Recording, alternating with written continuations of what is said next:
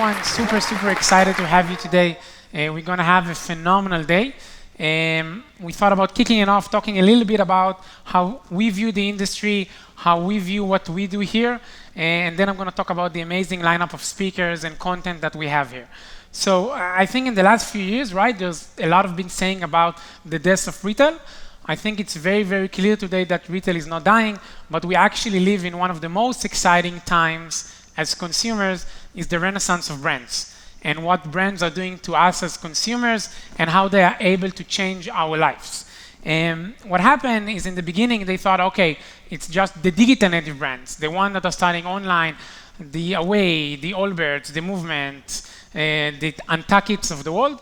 But it's very clear what we see today that also more forward-thinking brand that started, I would say earlier, that now moving from offline to online or to omni-channel, Patagonia, 1-800-Flowers, Steve Madden, Bob's Furniture, like doing phenomenal things and changing experiences.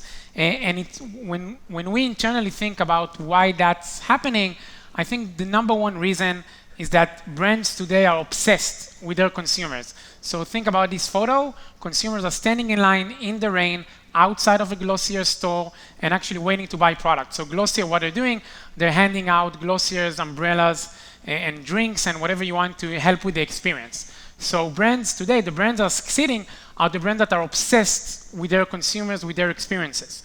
And that created a world where actually the consumers are also obsessed with the brand. So great examples can be like Kylie Jenner pop-up store. If you ever seen a phenomenon like that, you should, but it's just like out of the world. You see we even see it internally like Yotpo. If you go to our office, I think like the delivery person that's coming so many times with so many different packages that consumers just love to show off what they're doing because consumers are obsessed with the brands that they're buying from.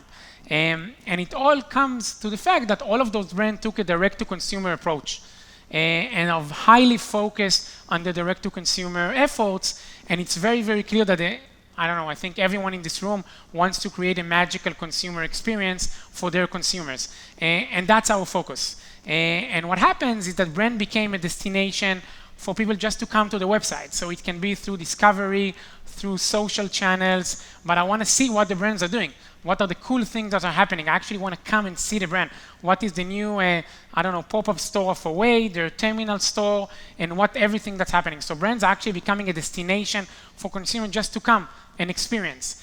That leads that they want to stay and they want to actually experience the brand. They want to experience the brand online, mobile, online, and stay with the brand and understand what's happening, but also in offline. We see a lot of consumers that just want to experience the brand and what it means. And eventually, brands are becoming a destination to return. Because I think the number one thing that we see from our data is that when consumers are obsessed with the brand that they're buying from, they really want to buy more and more and more, and again and again and again. And I would even say different types of products that not necessarily in the core vertical. So we see that the brands are succeeding to create themselves a destination, right? A destination for consumers to come, to experience, and to return. So all of that is super great, and everything is right, like our language pink, and everyone is happy, but it's not the case because it's so freaking hard to succeed. Like to create that, it's practically impossible or almost impossible, and this is something we devote a lot of time and energy internally that we think a lot about. So why it's so hard? So when we characterize why it's so freaking hard to succeed today in a D2C world, and there are a few things. One, it's like small teams, right? It's not when you have none of the brands that we work with, from the biggest one to the smallest one. You don't have like hundreds of people that can do whatever you want. These are small teams that most of the time are using too many solutions. The solutions are not talking very well with one another, so it's really hard to integrate. They have too many consumer channels. Data is siloed, and you're constantly trying to crunch through your day-to-day with like zero capacity, basically. And so when we think how we can contribute to that, we set ourselves on a mission to basically help through technology. So we don't do anything cool like you guys, like the brands. We do like the backbones technology, but what we're trying to do is to help using that technology, helping you create magical consumer experiences. Because we think once we'll be able to achieve that, then all of the brands can be super focused just on the product, just on their consumers, and they won't need to worry about what the day-to-day entails. So let's take it down a notch for a second from a high level. So the first thing is reviews, right? When we started as a company that loves reviews and to basically disrupt the review industry, the first thing that we did was hyper-focus on how you can collect more content, right? So we started with stuff like in-mail, review form, mobile-first experiences. We're going to introduce more channels along the way. But then we shifted from helping, as we were able to generate so much content, we learned that nobody's paginating, and especially on mobile, like to page number 2, 3, 5, 4. Nobody reads more than like 8, 9, 10 reviews. And actually, more surprisingly, the more reviews you read, it doesn't affect your conversion rate. What does affect your conversion rate is how many topics you covered when you read a review. Meaning, if I read like 10 reviews talking about how great the shoelace is, it doesn't matter too much, but if I read 2 reviews on that, 2 reviews on a different topic, 2 reviews on a different topic, there's a much likelier chances I will convert. So we introduced as Yotpo Focus this year, if you recall, that basically enables to pop up the relevant sentiment using natural language processing, the relevant topic to each one of the consumers. And now we're thinking about, okay, so we change how consumers engage with user-generated content. Now we think a lot about the experience again and how to generate it. And one of the things we're working on and we're going to launch probably next year is like how to personalize the experience, and especially in a world where you have a lot of subscription, loyal customers, that every experience is different. How do we approach that from a content creation standpoint? So smart feedback, something that we are very excited about, I want to show you. So let's take Jen as an example. She's a very loyal customer of Love Wellness, right? So Jen bought 5 mood pills and already gave 2 reviews. Both of them were 5 stars. Then the question, what? If she's going to buy again, she's going to get the same experience. That's pretty dumb, right? It's not personal enough. So we're really trying to think how we can make this experience better. So think about a world where, So I'm telling Jen, you know what, now with smart feedback, first of all, thank you for your previous reviews. Second, I know last time that you talked about, price. What do you think about this product price? And you know what, last time you didn't add a photo, maybe this time you want to add a photo, and maybe now it's a great time for you to refer a friend, right? Because we know you are a loyal customer. So this is just like a very simple thought that you can take and really change how you interact with consumers on the review experience. So that's just like one example of how we're going to innovate in reviews in the next, I would say, 12 to 18 months. Another great example is our next product, right, like the visual marketing suite. And I think we launched this product 2-3 years ago because we understood that we live in the rise of visual expression, that consumers today express themselves not just with text, but a lot of it is visual, right, photos and more recently videos. So the first thing that we did is basically to enable the expression of your consumers and for you to take advantage of that on your website, homepage, checkout pages. Now that we integrated with like email marketing solutions, you can use those visual expression in email marketing solutions. And to be honest, since we launched it, we see like an amazing amount of growth, right? We see growth phenomenal in the amount of photos that consumers are sharing. We launched videos a few months ago and it's exploding. And I'm sure in 2020, we see like enormous amount of videos coming up, and we're going to be very, very focused on, again, helping consumers share their visual experiences. One of the things that I'm super excited about the future is that we think a lot about, okay, now that we have all of those assets and the volume is already high, what do you do with it? So if you apply computer vision and a lot of the data that we have, you can actually tailor-made what type of visual expressions will cause different types of reactions in different types of consumers. So I'll give you another example what Visual IQ can do, but think about a world where I have a lot of information about a photo. I know a lot of the attributions because of computer vision, right? What is the photo, what is inside the photo, what type of consumers interacted with that photo. We also know the Yotpo data, right? Which consumers looked at a photo and then they bought, which consumer looked at a phone and didn't buy, and why, and start characterizing them. And then what you can do, you can inject it into our engine and eventually get the right gallery for you. So when I'm going in to look at, Steve Madden homepage galleries. Maybe I'll see something different if my wife will go and see that, right? Because probably we're looking at different types of shoes. Probably more that she's looking for her shoes and I'm looking to buy her shoe. But if that's not the case, then probably we need to look at like different type of photo that will direct us to different type of conversion rates. So that's like the visual IQ that we are super, super happy. Now, I want to explain, we haven't talked a lot about it publicly, about why Yotpo went into retention and why we acquired Swell. So I want to give an example here and move to the next product. So one of the great sentences I heard in the last 12 months from one of the D2C founder was, you know, Facebook ads are becoming more expensive than a Fifth Avenue store. And probably, by the way, maybe with the not IPO of WeWork, it might even go even further down the line. But definitely we see like a dramatic increase in customer acquisition costs, right?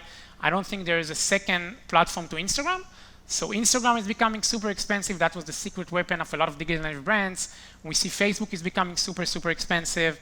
So if there's one takeaway to take from today, if you're not focused on retention, focus. If you are focused on retention, double down. Because without a doubt, retention is going to be the key of the brand that are going to have positive unit economics and the brand that are just crunching users. Because it's unsustainable. Every chart that we look, when you look at CAC over time, it just goes and explodes. And the question is what to do with that, and the answer is retention. And in retention, we see really, really great results that enable us to do really interesting things and eventually even invest more with customer acquisition cost. So last year, we acquired Swell, a phenomenal company that basically, besides the team, besides Josh and Jim and their team, that were phenomenal team, I think what was most interesting for us, it's a very, I'll call it elastic platform, meaning the ability to customize the experience was for us from all of the companies we saw were the best. And I'm so excited to announce that I think 12 months after, Yotpo currently is the backbone of some of the most creative and the most forward-thinking brands' loyalty programs. And we're doing phenomenal things. We have hundreds of customers utilizing it in so many different ways. I want to show you two great examples that I think you should pay attention to because I think they did something really phenomenal. Two brands. One, let's look at Third Love. For those of you who don't know Third Love, probably the #1 disruptor of Victoria's Secret, but they are a much more inclusive brand. So with Third Love, we introduced with them together Third Love Hooked. So Third Love didn't want to give points and to do all of that because they're afraid it's going to dilute their brand. So instead of that, what we did is a VIP tiers approach, meaning based on your purchases, you're getting into different VIP tiers that based on that, you can get early access to product, you can get free shipping, you can get better support and tons of different things. And basically, Yotpo powers all the business logic, all the reach out to consumer, and all the backend. The results that we saw were just like up the roof. From every engagement metric that we saw it just working much better. From email collection to conversion rate to return rate was just like up the roof. And it really, what they wanted to achieve is that to keep their brand and brand power in the same level. And like, we're more than able to deliver on that. So that's like one example. Another extreme example is SocoGlam, that basically what SocoGlam wanted to achieve is a FOMO. It's a FOMO effect for the customers, not to lose anything. And with SocoGlam, we introduced a completely different type of program with discounts and points, again, for consumers too afraid to miss out of a lot of things. And again, when you look at results, the ROI, the redeem rate is just like up the roof. And again, we have hundreds of those examples. I urge you, again, if you are not focused on like retention and loyalty, go to our product people. What we're doing and what we're seeing is just phenomenal. And the great thing is once your retention rate goes higher and your CLTV goes higher, then you have more money to spend on customer acquisition costs. And then we see a snowball effect of brands that are able to win their vertical because their customers have higher CLTV. Therefore, they are able to invest more in customer acquisition costs. And it's becoming a snowball effect that they're winning versus their competitors. So highly recommended. One of the things that's going to come up really soon that we are really excited about is we thought, okay, now that we have all of that, how we can again apply machine learning and AI and to really be smart on who is getting what in terms of the program. So we're going to launch like Segment Plus. It's basically the idea that you can segment different types of loyal customers and offer them different types of experiences. So I'll give you one great example. Let's say Kayla. Kayla bought a luggage at Away, but Kayla gave a 1-star review talking about the service. So probably it's a very dumb idea to ask now a referral or to give Kayla points, right? Because Kayla is very, very unhappy from the shipping, okay? So what Yotpo will do is instead of now offering points or referral, we will actually direct it to the customer support representative, to the software using an integration, and we're going to notify the representative, you know what? Kayla wasn't happy by the shipping. You should know that. Talk to her about that. So that's one extreme of like customers that can be loyal, but they had like a bump in the road in the experience and how you fix that. Another experience is, let's take David. David is actually a very VIP tier of Ministry of Supply. He referred 3 friends. He wrote a bunch of reviews. He bought multiple times. But we know that probably David is likely to buy in the next 30 days. Or consumers like David are likely to buy in the next 30 days. And we also know that David, in the reviews that he gave, he talked about, I don't know, the tie or the fabric of the t-shirt. So maybe we should offer David now a t-shirt from the same fabric, because we know which shirt have like high sentiment on fabric. So he would probably be inclined to buy something that also other consumers said they have like a great fabric. And this is a great another example on how you can segment a specific type of audience and tailor-made for them a very good experience, because we know David is likely to buy in the next 30 days. David cares about the fabric of the clothes, and this is a great shirt with a great fabric. Okay, now we thought internally if to share it or not, but we said, you know what the heck. The last year was extremely hard for us from a product engineering and strategy thinking, because okay, we said our mission is to enable brand to create a magical consumer experience. We have now 4 different products, and it's starting to be a mess, architectural-wise, because how do you create all of those synergies? How do you help everything?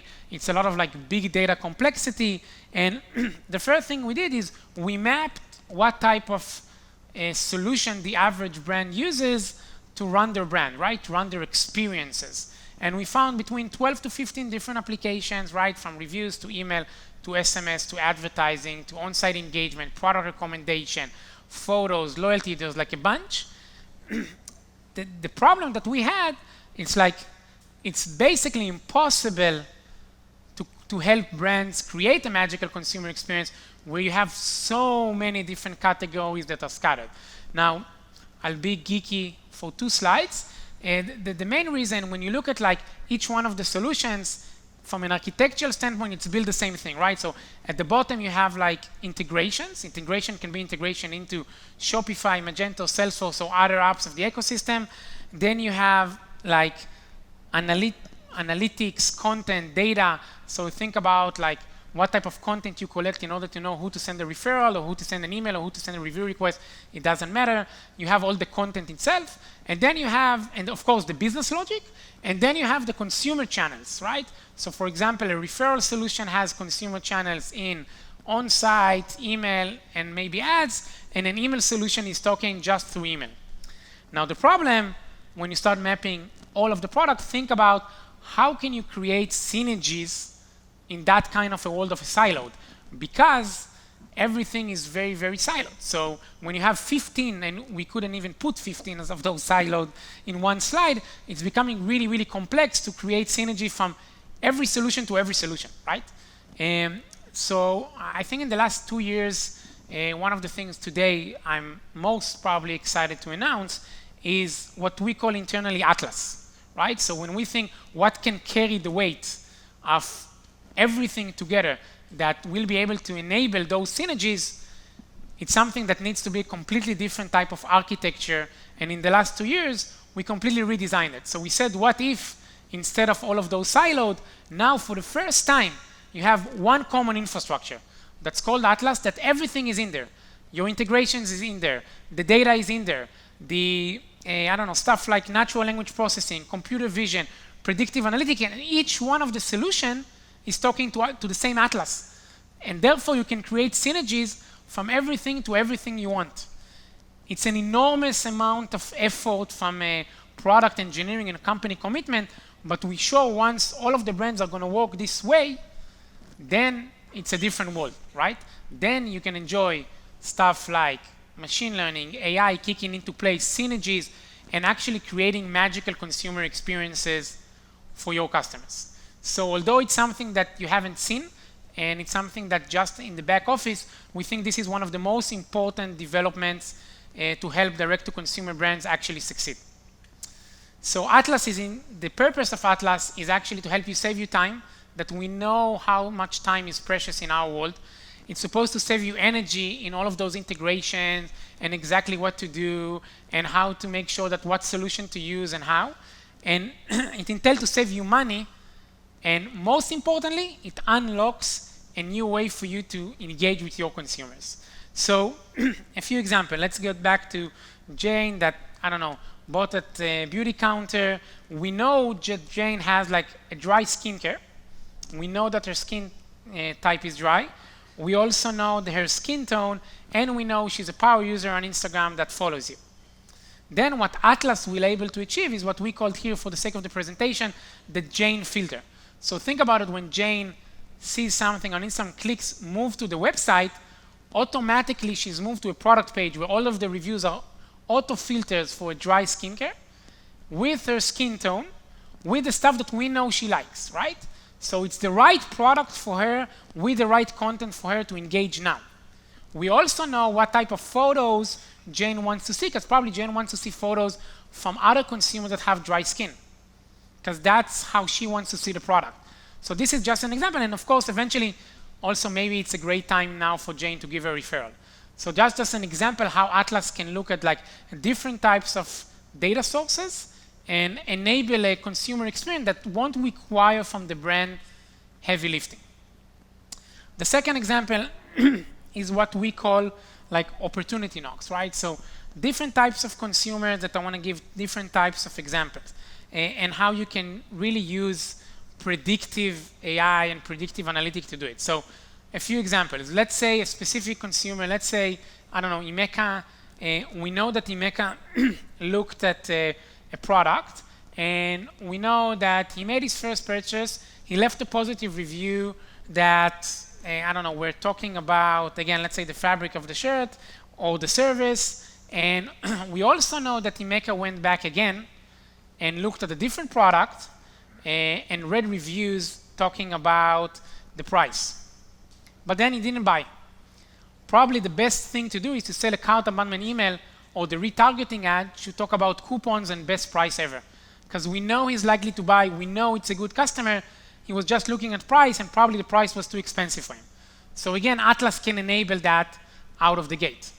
Another example, so we can predict what type of segment of customers are likely to purchase in the next 30 days and to match the relevant content to that segment to buy and actually be very proactive, and you don't need to guess and you don't need to look at your, I don't know, segmentation 10 times a day and start building campaigns.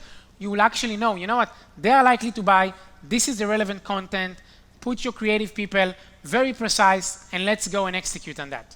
So, and there are hundreds of examples of what one common data infrastructure can create in a world where all of the solutions are connected together. Great. So how are we going to make this a reality? So the first thing, like internally, we say it takes a village. It's not an easy task. It's a very long-term thing on how to help brands unlock a magical consumer experience. Internally, we have a few commitments. One, although Atlas, it's not something that we are monetizing on, it's not something that we're selling, we're going to continue investing and start introducing it to brands more and more and more. We're going to also open Atlas for a selective number of partners to integrate and to really help create that magical consumer experience. We also give a commitment that every 12 to 18 months, we're going to launch a new product in a new category to help, again, everything become much more synergetic. So when you think about Yotpo in 5-7 years, it's going to have much more products talking together with the best data infrastructure in the world. And super excited to announce we're launching 24/7 support to all of our customers, live chat. I can tell you that we doubled down the number of CSMs and subject matter experts that we have in the company in the last year. Next year it's going to happen. It's going to happen again. Continue to investing in the service because we understand that you guys don't have time, and we want to help doing that. So internally, we're going to be super focused on product, investing in the common infrastructure, and investing in our service and commitment for success. Second thing that we're launching today that we're super excited about is our customer advisory board with like amazing brands into that will help us know where to go. We know that we don't have all the answers, or we probably don't have most of the answers, and we really rely on you, on the customer, on the ecosystem to help us. So we're launching our customer advisory board on purpose. It's a very small group and a very selected group of brands that we chose to work with. We're going to probably increase it slightly over the year, but this is something that I'm personally super excited about, to work hand in hand with those brands on like what should we develop, how, and what's the priority. And also, we live in an ecosystem, right? It takes a village. And in the ecosystem we work currently, I'm happy to share that we work with more than, I think, 270 agencies that are helping customers deploy and work with the Yotpo stack. But more importantly, we work with tech partners, we work with platform. So great example with Shopify and Shopify Plus, and we're going to hear from Lauren later today, the general manager of Shopify Plus. We work really hand in hand about data integration, stuff like load speed and the speed of the platform, that we know the importance, especially on Shopify and Shopify Plus. It's something that we investing together very heavily. Another really big announcement that I'm happy to share is that Yotpo is finally, we integrate with Magento, and we're going to be live in a native integration for Magento 2 customers starting from end of October. So every Magento 2 customer is going to get Yotpo natively with no need of an integration. Our tech team is working with the Magento tech team very hard to create a phenomenal experience, and that Yotpo is like integrated with both Salesforce Commerce Cloud and Salesforce Marketing Cloud across the different products. Again, whatever you are using, we want to be there. Great. So let's talk about a little bit what's going to happen today. I told everyone that and we'll talk about it in the closing remark, it really took a village to also do this day. But I'm so excited by the content. It was very important for us that it will actually be meaningful and interesting, and to hear firsthand what some of the smartest marketers, some of the smartest brands in the world are doing. So we're going to have tons of different brands, tons of different characters. We wanted to show you what smaller brands are doing, what like huge brands like how 1-800-Flowers is innovating on scale. We want to show you like how the VC community think about it. So you're going to have VCs, the media, and we have like a bunch of interviews starting now that like Jeff from Steve Madden, how he basically implied the change in the organization. So I have to say, super excited to have you. Thank you very much to Rav. Welcome to Destination D2C, and I can't wait to see what this day is going to entail. Thank you very much.